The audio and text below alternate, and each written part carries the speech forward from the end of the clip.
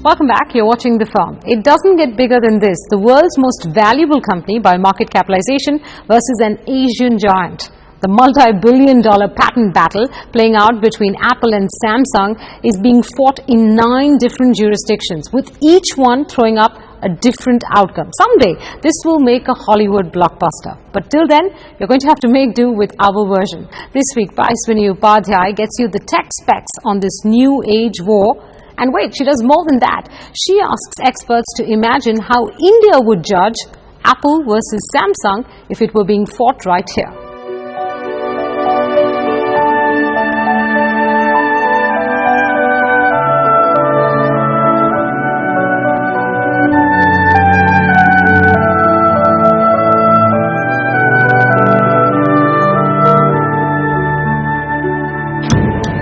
Jobs' declaration of war has resulted in a full-blown patent infringement war between Apple and Samsung, playing out in 9 different jurisdictions with different outcomes.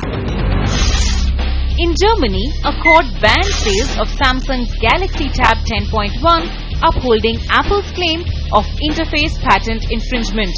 But Apple lost in Netherlands after a Dutch court ruled that it had violated a Samsung patent used in some of Apple's phones and tablet computers to connect to the internet. The battle in Australia has been long drawn.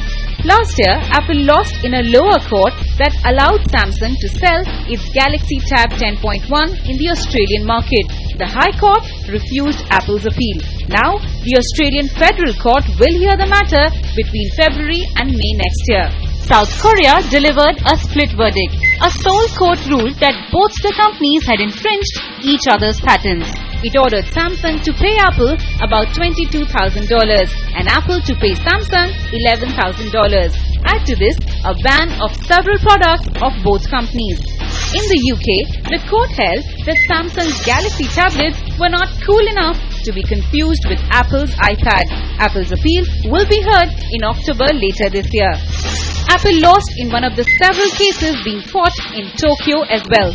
The court ruled that Samsung did not infringe on Apple's music synchronizing technology. But Apple's poor luck turned in the United States, the largest market for smartphones in the world. A 9-member jury in a San Jose court ruled in favor of Apple on 5 out of 7 infringement counts. The core of Apple's US case against Samsung rests on 3 grounds: utility patents, design patents, and trade dress. Utility patents cover the functionality of a device, and Apple accused Samsung of copying 3 of its utility features: window bounce back, pinch to zoom, and tap to zoom. Samsung argued that Apple's utility patents should be held invalid on grounds of previous inventions by competing companies.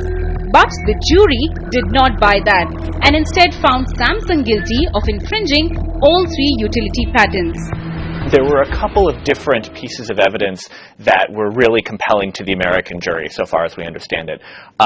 One is that Samsung's president sent an email saying that there was an enormous gap between Samsung's old products and Apple's products, and that Samsung should try to bridge that gap as much as possible.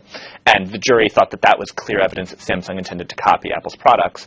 And secondly, there was a meeting between representatives at Google and Samsung's executives, and the Google people told Samsung to back away from Apple a little bit because Google thought that Samsung's products were getting too close to Apple's. Google is the manufacturer of the operating system that Samsung uses on its phones. So that was also viewed by the jury as evidence that Samsung was copying Apple's products. Not just on functionality, but on design as well. The design patents relate to ornamental features of the device.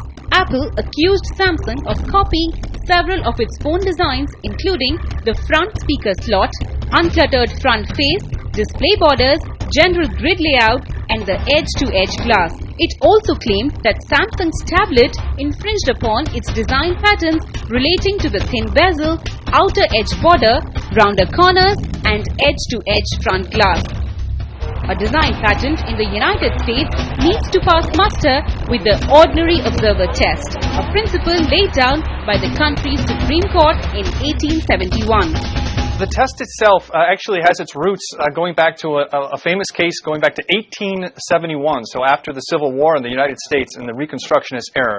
The name of the case was Gorham v. White. In that particular case, there was a patented design on flatware, on a handle for a fork and a spoon, and it was being compared to an accused product, which was on a similar type. The patented product was made of sterling silver, and the accused product of plated silver, sort of a cheap copy. And in that particular case, the United States Supreme Court held that the test should not be in the eyes of an expert, because they're trained to discern whether or not there are differences between these two designs. And so ultimately the test lies in the eyes of an ordinary observer. This is one of the very first cases in which a technology manufacturer like Apple has successfully used design patents against a competitor. No one really thought before this case that design patents were particularly useful. They were viewed as very narrow. They covered only a little bit of territory. And so it's really quite a surprise that Apple was able to assert them and win such a tremendous victory using these design patents. So it seems as though the way that the jury understood these design patents was perhaps a bit too broad. The design patents are written pretty broadly to cover rectangular devices with rounded corners and metal edging and a touch screen that takes up basically the entire surface of the device. That sort of technology or that sort of design was present for quite a long time, and nonetheless the jury decided that the patents were valid. So this is really a big step forward in the use of design patents in American courts. What finally clinched the verdict in Apple's favor was that the jury believed that a Samsung product can be easily mistaken for an Apple product by a consumer, a claim that in legal parlance is referred to as trade dress. Apple's strong design identity, its strong design persona, is what carried the day for it. In the jury box, the jurors were to look at the Apple design, compare that to the Samsung design, and ultimately they found that Samsung got too close. Trade dress, again, it's serving as a trademark. In other words, the design itself is a trademark. Think about the Coca-Cola bottle for a minute. It's the shape of that Coke bottle is what serves effectively as a trademark, separate and apart from any logo or name on it. And that's effectively what we're talking about here. Apple's design and its product is what carried the day. The 9-member jury decided that Samsung willfully infringed on 5 of 7 Apple's patents and has recommended a $1 billion penalty. Samsung has responded to the verdict saying, "It's unfortunate that patent law can be manipulated to give one company a monopoly over rectangles with rounded corners." And that begs the question, could Apple have got such patents in India?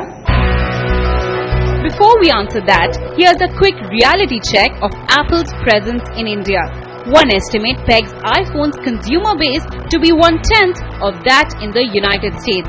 Lack of a sizable market coupled with unfavorable patent laws could be the reason why India is not a patent war zone for the tech giants yet. Unfavorable patent regime because the Indian Patents Act does not grant patents for software, an integral part of Apple's intellectual property strategy worldwide. Section 3K of the Indian Patents Act provides that a mathematical or business method or a computer program per se or algorithms are not patentable. In India, we do not recognize any business method to be a protectable in favor of any person. Algorithm per se are also not patentable. The software is also not patentable. It could be a subject matter of a copyright. Yeah. But if you combine a computer program or a software along with a system and a hardware, then perhaps you can have a patent for the same. Barring that, the only protection software has is under the Copyrights Act. Copyright only protects broadly and generally an expression of an idea as opposed to the idea itself, which is protected under patent. Now, in a patent, my patent contains a patent specification which contains a claim, which is the heart of the patent grant, and which states that this is how I am achieving a process, and it is blocking all others off from doing it. It's a very high level of protection when you compare it to copyright, because under copyright, the minute there's even a slight variation in the actual implementation itself, in the expression itself, then your protection goes. And essentially, copyright when it comes to protecting software is not historically proven to be a very strong point. Apple's design arguments made before the US jury, if made in the Indian courts, would have fallen under the Design Act of 2000. The Act grants a design patent if a design is novel, is distinguishable from existing designs, and is not commercially exploited anywhere in India. The Indian Design Act recognizes a global novelty. I mean, global novelty means anything which is new and novel when it is applied for registration in India, or when it is applied, any priority is claimed with any other application in any other country. If Apple can prove that the design was new and novel on the date of its application in India or on the date of the priority application, then perhaps they can sustain a claim with respect to the front appearance of the iPhone and the similar gadgets. As for trade dress, that does not enjoy the protection of any specific law.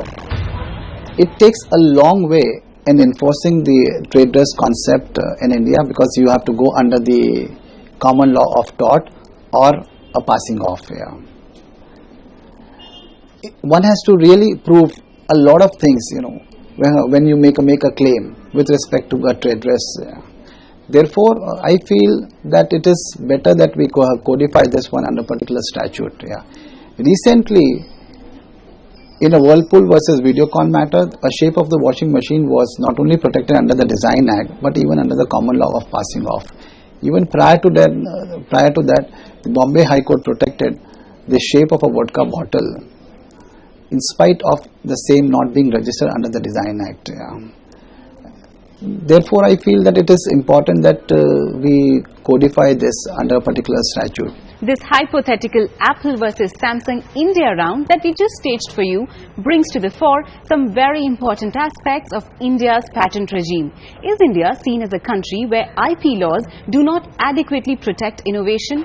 And should India take a relook at its software patent and trade dress regime? Answers to these questions will determine the comfort India can give to its companies and investors. And until then, India may just have to contend with being an observer to this global patent war between Samsung and Apple.